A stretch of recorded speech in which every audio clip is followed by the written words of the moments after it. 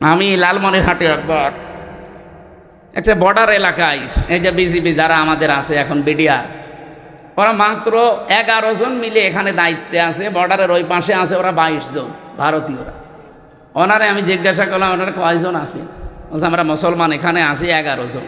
আর ওই কলে ওরা আছে প্রায় 22 জন। তা আপনাদের ভয় লাগে না? ওরা 22 জন, আপনারা 11 জন, যদি আক্রমণ করে পারবেন? হুজুর শুধু দোয়া করে ছেড়ে দেন, ওদের 22 জন না 33 জন হোক, ওদের একেবারে বাপ বলাবো, শুধু দোয়া করে ছেড়ে দেন। পারে না। এই জন্যে পাকিস্তানের সাথে আজ পেরে দিচ্ছে না কেন? কারণ যে কয়টা পাঠিয়েছে, 40 জনকে গতকালকে পাঠিয়েছিল পাকিস্তান, সব লিখিত সই নিয়ে যে আমরা মরব এই সিদ্ধান্ত নিয়ে আল্লাহর নামে সই নিয়ে যা। ওরা একজনও মরে নাই, সব আক্রমণ করে আবার ফেরত এসেছে। ওরা সাহস এমনি পায়নি। এর 3 দিন আগে, মাত্র 3 দিন আগে, প্রথম যেদিন আক্রমণ চালাবে ওই দিন ক্যাপ্টেন তার বাবা আর্মির যিনি চিফ আছে তাকে ডাক দিয়ে বলেছে, দেখেন আমার ছেলে আমি যুদ্ধের ময়দানে পাঠাচ্ছি দেশ রক্ষার জন্যে, মানবতা রক্ষার জন্যে। কারণ ওরা মিথ্যা, প্রথমেই মিথ্যার উপরে ভর করে ওরা যুদ্ধ চালাতে চায়। এই ইন্ডিয়া আজ 54 বছর আমাদেরকে দাঁড়াতে দেয়নি, পুরাটা মিথ্যার উপরে। পাকিস্তানের ওপরও মিথ্যা তথ্য দিয়েছিল যে আমরা জঙ্গি ঘাঁটিতে বিমান হামলা করছি। তা আপনি মসজিদ ভাঙলেন কেন? আপনি জঙ্গি ঘাঁটি যদি পান সেখানে বিমান মারেন, তামাম দুনিয়া আপনাদের সাপোর্ট দেবে। আপনি মসজিদ ভাঙলেন কেন? মাদ্রাসা ভাঙলেন কেন? শিশু মেরে ফেললেন কেন? এটার জবাব দেওয়া লাগবে না?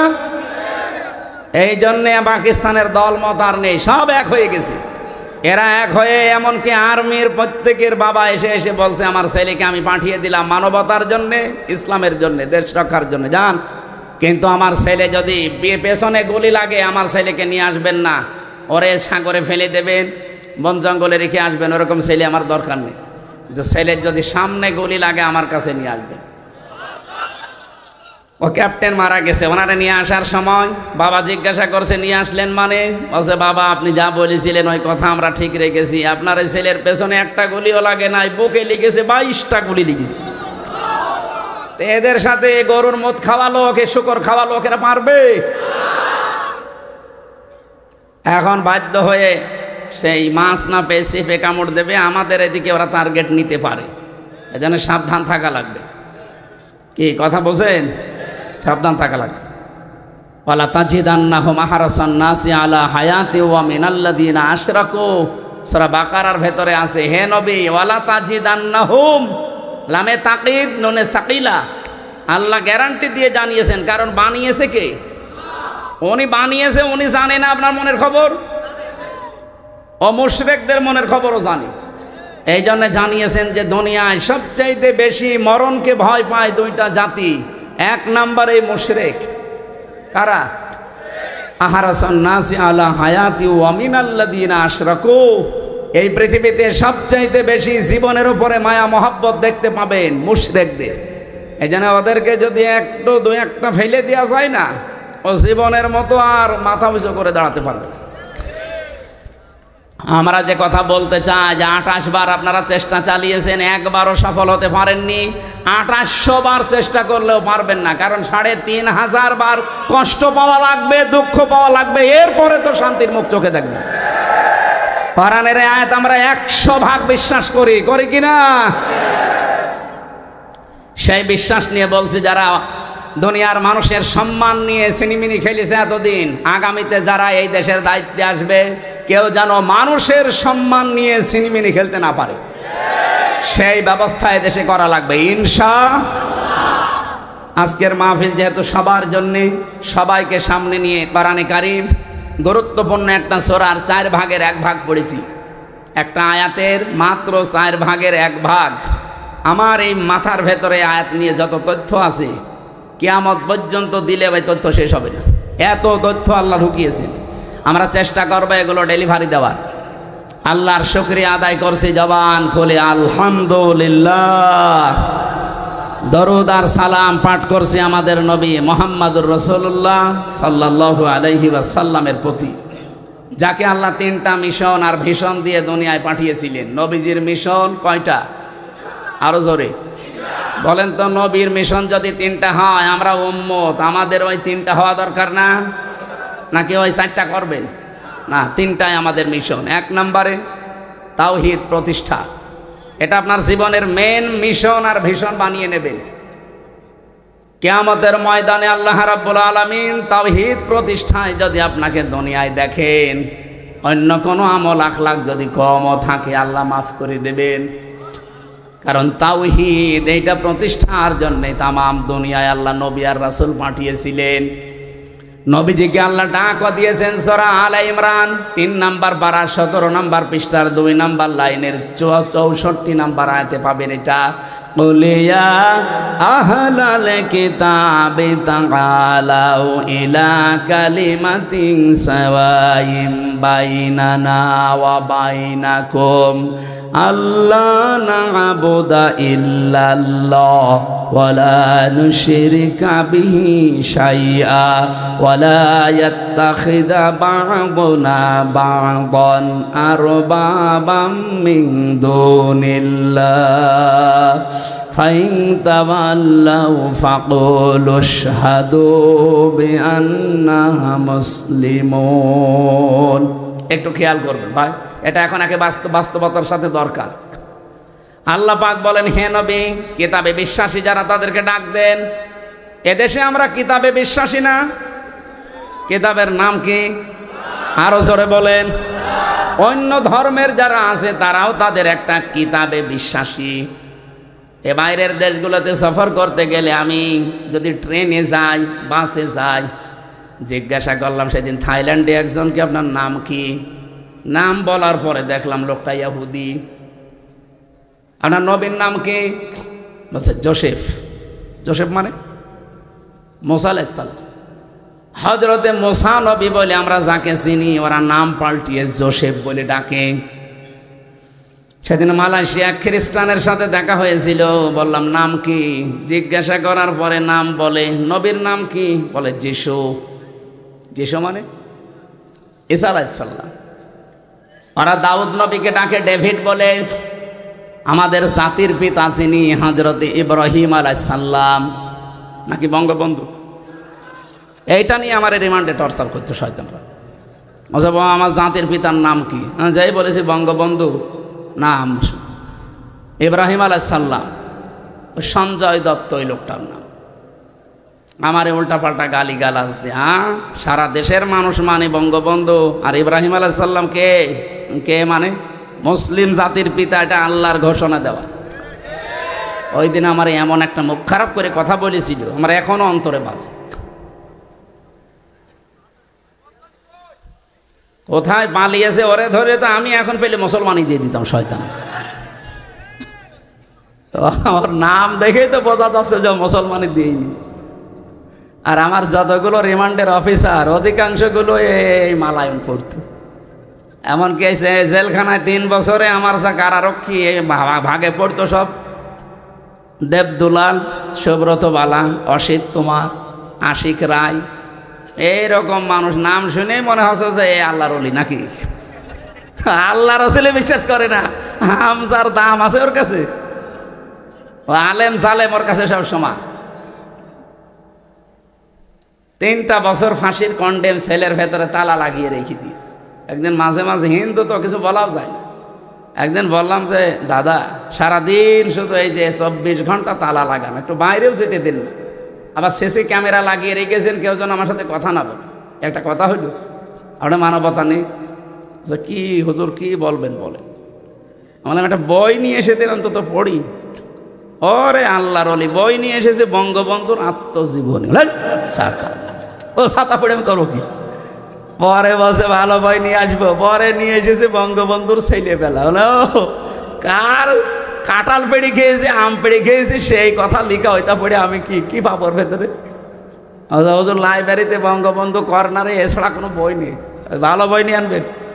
ভালো বই এবার নিয়ে এসেছে বঙ্গবন্ধুর চীন সফর, ছাতা সব ওইটা। আর আপনার বই নিয়ে আসার দরকার নেই। ওই ইমেল বিল্ডিংয়ে একজন আছে এটিএম আজহারুল ইসলাম, যার মুক্তির জন্য অনেকে তাল বাহানা করছে। দায়িত্বে যারা আছেন, এই যে তারিখ যেটা দিয়েছেন, এই তারিখে যদি সত্যি বাঙালিকে হাইকোর্ট দেখাতে চান না, এবার কিন্তু দেওয়ালে পিঠ থেকে গেছে। আর আগস্টের 5 তারিখ কি শেষ হয়ে গেছে? আমরা চাই এই নির্দোষ মজলুম মানুষটাকে এই তারিখে যেন আর কোনো তাল বাহানা না করে মুক্ত জীবনে ছেড়ে দেওয়া হয়। এটা চান না আপনারা? চান না?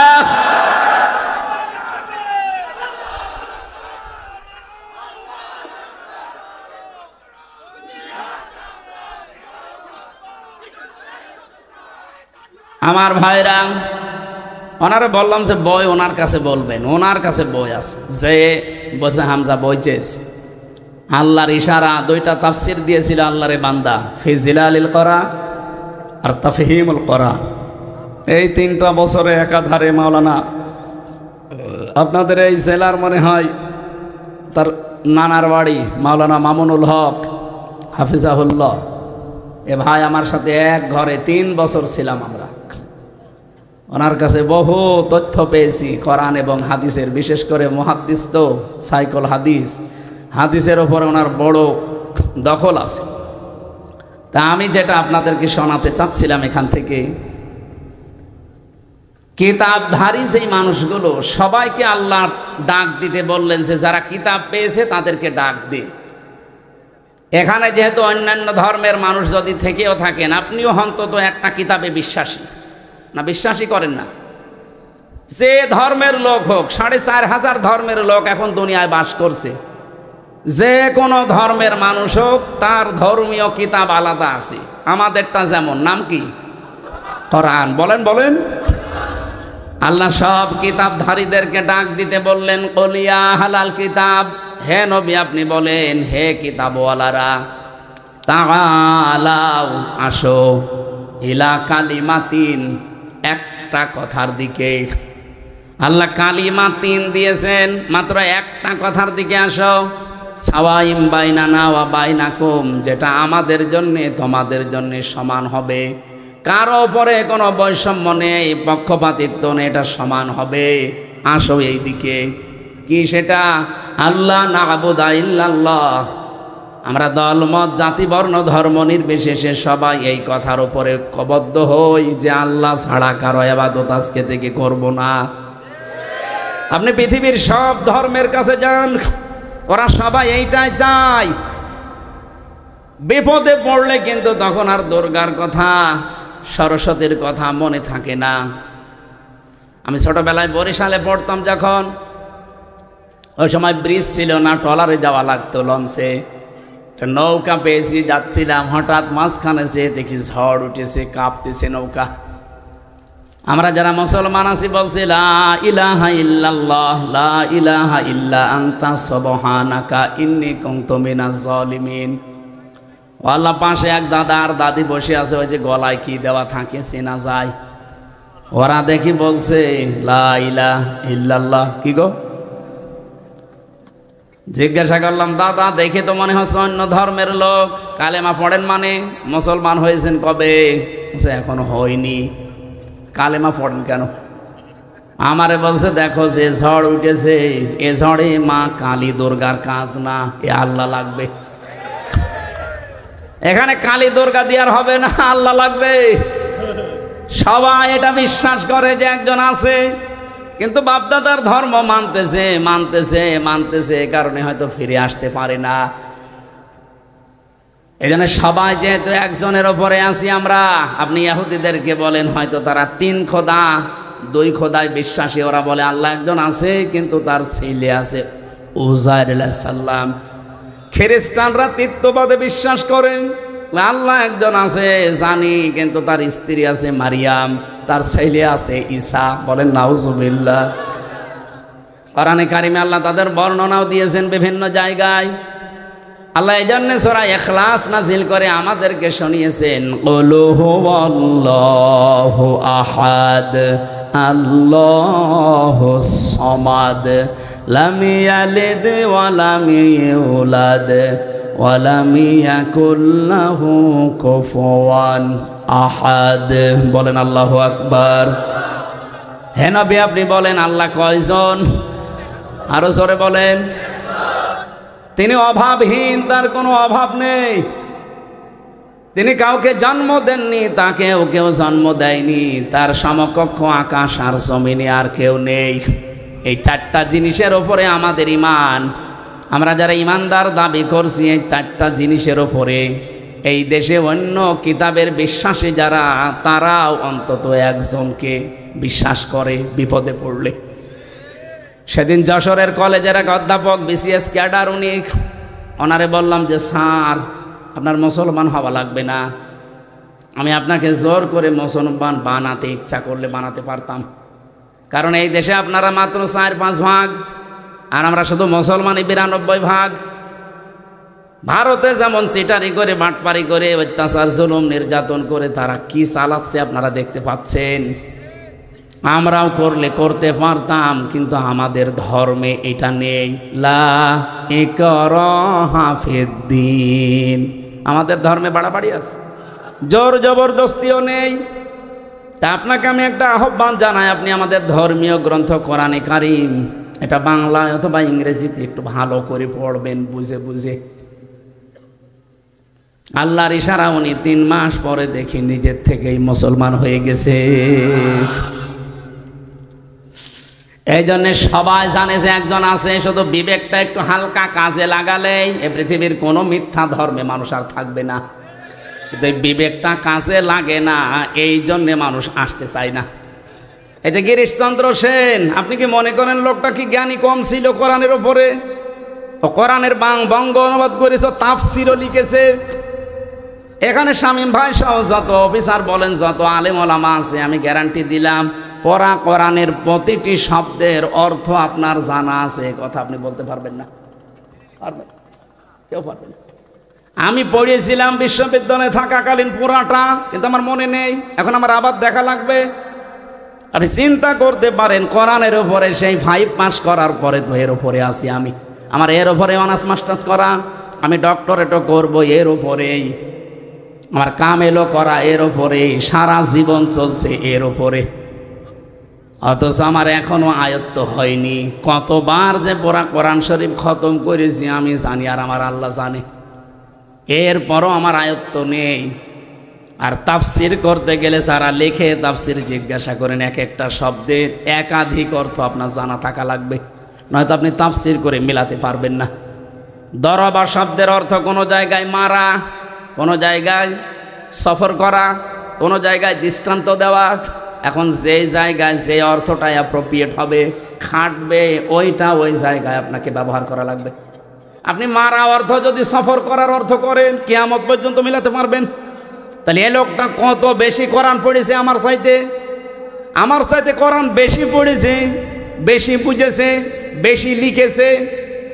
কিন্তু লোকটা মারা যাওয়ার পরে তাকে কিন্তু আর কবরে দেওয়া হয়নি, জানাজাও হয়নি, পুড়িয়ে ফেলেছে। আপনি নরসিংদী যান, শিবপুরে এখনো পর্যন্ত তার পৈতৃক ভিটা আছে।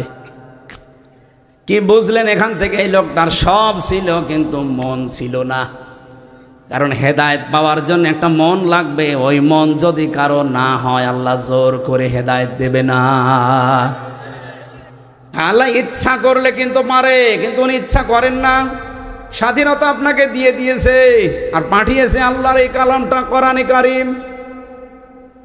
এই যে সূর্যটা আলো দেয়, সূর্যের আলো দুনিয়ায় সবাই পায় না? না, আন্দাজ বলেন কেন? সূর্যের আলো অন্ধ পাবে, অন্ধ যাদের চোখ ভালো নাও পাবে? বলেন, এখন দোষ কি সূর্যের না ওর চোখের? বলেন বলেন। এই দেশে যারা আমরা ইসলামের খাদেম বলে পরিচিত, আমরা সবাই কিন্তু ইসলামেরই খাদেম, কেউ ইসলামের মালিক না। কি ইসলামের মালিক আমরা? ইসলামের খাদেম আমরা, কামলা, লেবার, মনিশ, জন, পাট, যাই বলেন, আমরা খেদমত করে যাচ্ছি। এই দেশে যদি ইসলাম কায়েম হয় তো ভালো, না হলেও আমাদের কোনো লস নেই। আমাদের একটা নির্ধারিত বেতন আছে। ওই বেতনটা কোন দিন আল্লাহ দেবেন? ওয়াবুদ রাব্বাকা হাত্তা ইয়াতিয়াকাল ইয়াকিন। সূরা নাহলের ভেতরে আছে 99 নম্বর আয়াত, 14 নম্বর পারার 6 নম্বর পৃষ্ঠার একেবারে শেষ আয়াত এটা। আল্লাহ পাক বলেন ইবাদত করতে থাকো ওই দিন পর্যন্ত যতদিন ইয়াকিন না আসে। ইয়াকিন মানে মৃত্যু। যতদিন মরণ না আসবে ততদিন ইবাদত করতে থাকবা। এই জন্য জীবনের শেষ দিন মানে আমি একেবারে যেদিন আজরাইল না দেখবো এই দিন পর্যন্ত আমার টার্গেট থাকবে কি করি এই জমিনে আল্লাহর বিধান জারি করা যায়। আল্লাহ ছাড়া কারা ইবাদত আমরা রাজি না করতে, যদিও চাপিয়ে দেন ওটা আমরা মানি না। নারী কমিশন যেগুলো চাপিয়ে দিয়েছে 318 পৃষ্ঠা পুরাটা আমি পড়েছি, এর ভেতরে কোরআনের 10টা আয়াতের বিরুদ্ধে ওরা সরাসরি লিখেছে। আমি পুরাটা পড়েছি, আমি আন্দাজে বলছি না, এই 3 দিনে পুরাটা শেষ করেছি আমি। 10টা আমার এই ছোট মাথায় 10টা ভুল পেয়েছি শুধু কোরআনের বিরুদ্ধে, আর হাদিসের বিরুদ্ধে তো আছেই। ওরা প্রথমেই ভুল ধরেছে এই পৃথিবীতে দেহ আমার, সিদ্ধান্ত আমার। এই কথাটা পড়া কোরআন শরীফের সাথে সাংঘর্ষিক। বিশেষ করে সূরা আরাফ 54 নম্বর আয়াতের মাঝের অংশে আছে আলা লাহুল খালক ওয়াল আমরু। আল্লাহ বলেন এই জমিন আমার, এখানে সিদ্ধান্ত আমার। আর মহিলারা কি বলতে চায় যে দেহ আমার, সিদ্ধান্ত আমার। দেহ আপনার হয় কি করে?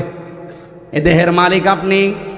হালাতা হালাল ইনসানি হাইনুম মিনাদ দাহরি লাম ইয়াকুন শাইআম মাযকুরা। আল্লাহ বলেন আমির হামজা, এমন একটা সময় কি তোমার জীবনে যায়নি যে উল্লেখ করার মতো তুমি কিছু ছিলে না?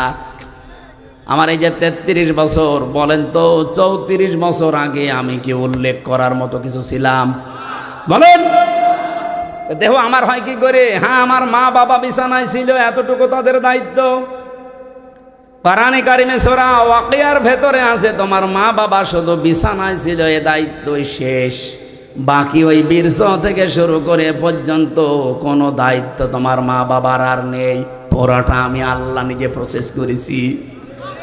আপনি এখানে যদি কম্পিউটার ভেড়াতেন এটা না দিয়ে, আমি আপনাকে এই স্ক্রিনে দেখাতে পারতাম বাবার স্ফলিঙ্গ দিয়ে দ্রুত গতিতে যে পানিটা বের হয়ে যায়। ফালিয়ানজুরিল ইনসানু মিম্মা খুলিকা মিম্মা দাফিকি ইয়াখরুজু মিন বাইনিস সুলবি ওয়াত তারাইব। রব্বুল আলামিন বলেন মানুষকে একটু ভাবে না, চিন্তা করে না যে কি জিনিস দিয়ে তারে বানালাম। বাবার স্ফলিঙ্গ দিয়ে দ্রুত গতিতে বের হয়ে যাওয়া এই নাপাক পানিটা মায়ের রেহেমের ভেতরে জমা হয়। বিজ্ঞান এখন দেখিয়েছে এক ফোঁটা পানি যখন বাবার নাপাক পানিটা বের হয়, এটা মায়ের রেহেম পর্যন্ত যেতে যেতে কমপক্ষে 40 কোটি মানুষ হতে পারে। এটা যদি সব আল্লাহ বাঁচিয়ে রাখতো আর মায়ের পেটে যদি ধারণ ক্ষমতা থাকতো, এক ফোঁটা বীর্যে 40 কোটি মানুষ আল্লাহ বানাতে পারে, সে ক্ষমতা ওর ভেতরে আছে। এগুলো যেতে যেতে মায়ের জরায়ুর দেওয়ালের সাথে ধাক্কা লেগে অধিকাংশগুলো মরে যায়, পড়ে যায়। শেষ পর্যন্ত আমি ওই জায়গায় গিয়ে পৌঁছিয়েছি। আপনি কেন বললেন যে দেহ আমার, সিদ্ধান্ত আমার? ওই জায়গায় 40 কোটির ভেতরে শুধু আমি একা বেঁচেছিলাম, বাকিগুলো কেউ ওখানে যেতে পারেনি। আমাকে যাওয়ার জন্যে আমার মা আমার বাবাও সাহায্য করেনি। করেছিল কে?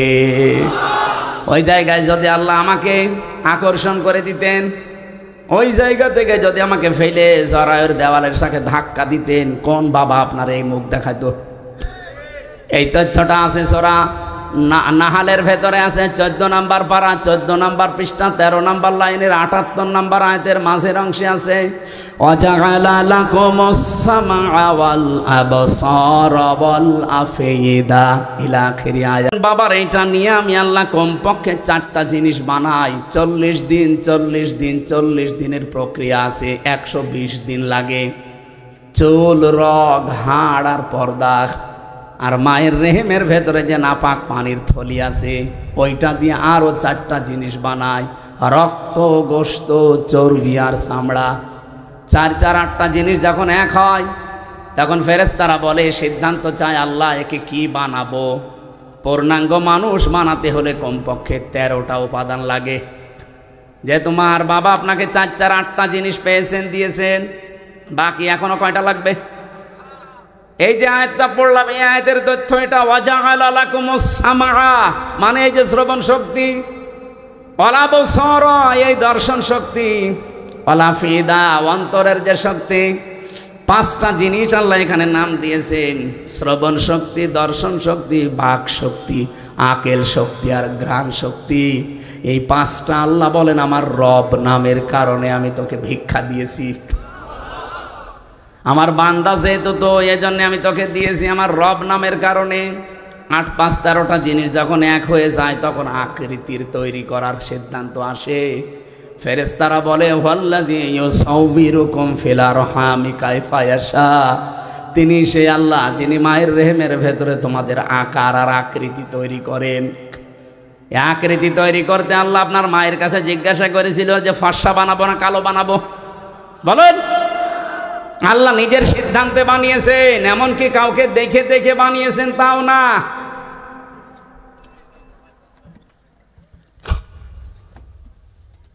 বসেন, এক জায়গায় বসেন।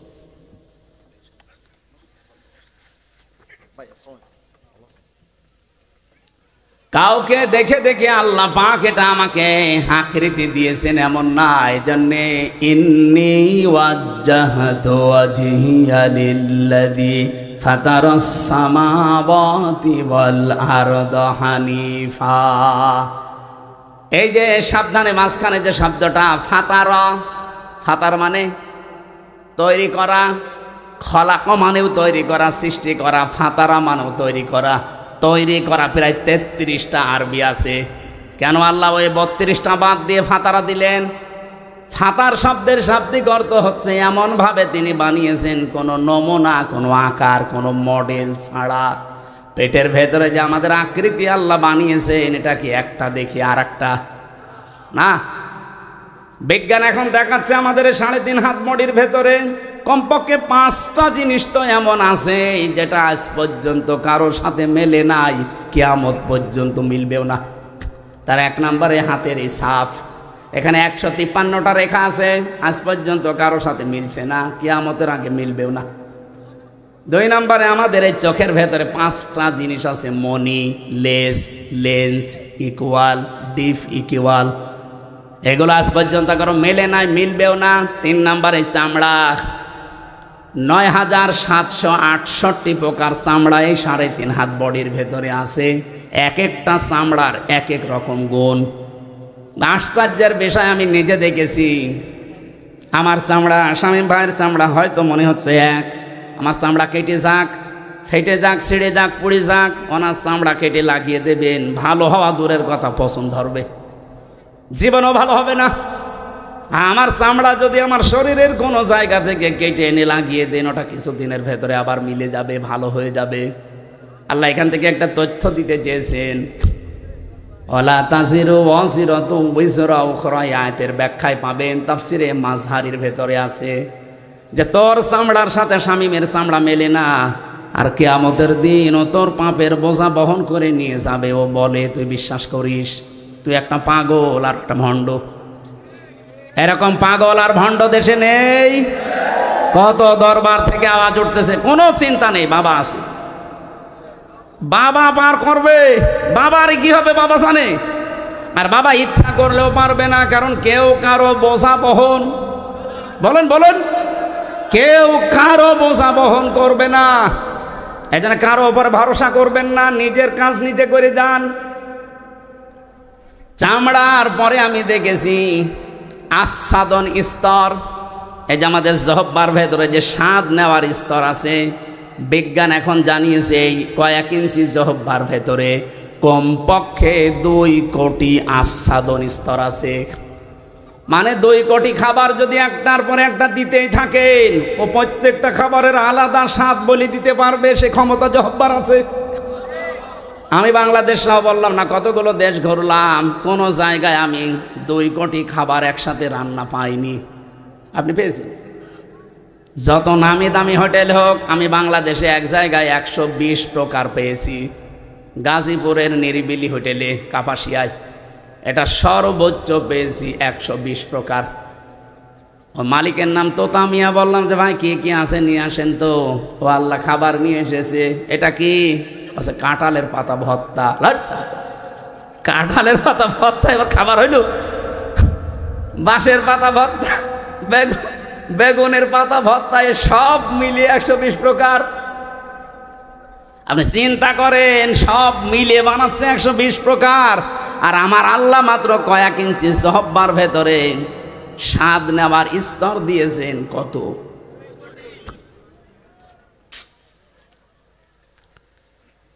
এরপরে পেয়েছিলাম এই মাথার ভেতরে 70,000 তার দিয়েছেন আল্লাহ। এই প্রতিটি তার শরীরের বিভিন্ন জায়গায় আমার আল্লাহ সেট করে রেখেছেন। শুধু চামড়া খুলে ডাক্তারের কাছে যে দেখবেন কিভাবে আপনাকে ইঞ্জিনিয়ারিং কায়দায় আল্লাহ বানিয়েছে। আল্লাহ বলেন কোনো অস্তিত্ব ছিল না। আমি 40 দিন করে করে যখন খাবারের উদ্রেক দেখা দিল 6 মাসের ভেতরে, তখন আমি আল্লাহ একটা আকৃতি নিজে তোরে বানিয়ে দিলাম। ছেলে না মেয়ে এটা আমার সিদ্ধান্তে। নাকি কেউ সিদ্ধান্ত দিয়েছে? এটা সিদ্ধান্ত দেওয়ার পরে আস্তে আস্তে মায়ের খাবারের নাপাক রক্তটা আমি আল্লাহ বন্ধ করে দিয়ে নাভির ভেতর দিয়ে এটা আমি তোর নাভির ভেতরে পাস করে বাঁচিয়ে রাখলাম। আমি ইচ্ছা করলে এই নাপাক রক্ত তোর মুখ দিয়ে দিতে পারতাম। ও হামজা, এই পৃথিবীর ময়দানে তোর মুখটা আমি মায়ের পেটে পর্যন্ত পবিত্র করে রাখলাম যেন এই মুখটা নাপাক না হয়। অথচ দুনিয়ায় আসার পরে দেখি তোর এই মুখটা আর পাক থাকে না, নাপাক হয়ে যায়।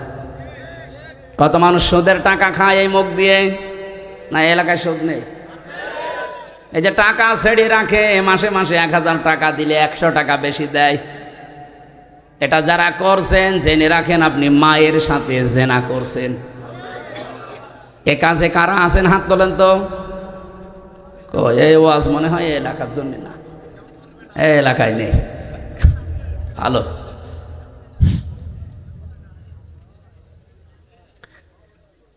আমি অনেক কিছু খোঁজ নিয়েছি। আমি আসার সময় শুনছিলাম, আমার মনে হয় এখানেও থাকতে পারে, ওয়াজ শুনে যে সুদের টাকা তুলবে। এটা বন্ধ করেন ভাই। মায়ের সাথে জেনা করে নামাজ হয়, রোজা হয়, হজ করতে যান, হজ হয়। কোন পাগলামি করেন আপনি? না খেয়ে মরি যান। সুদের টাকা খাওয়া যাবে না, বাদ দেওয়া লাগবে।